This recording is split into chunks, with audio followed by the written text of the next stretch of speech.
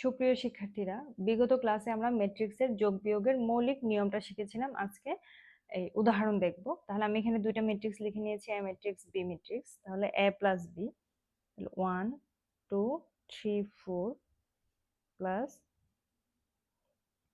2 -1 0 1।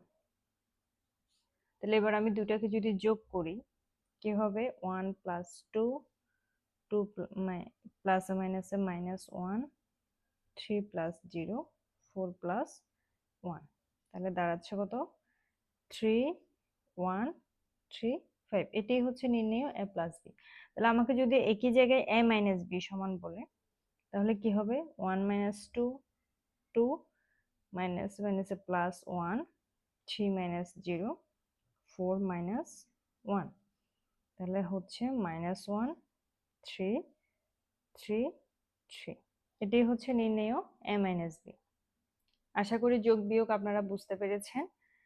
আমরা পরবর্তী ক্লাসে একটি বোর্ড প্রশ্ন সমাধান করব যোগ বিয়োগ সম্পর্কিত। ধন্যবাদ সবাইকে ম্যাথ উইথ জান্নাতুল নাইমের সাথে থাকার জন্য।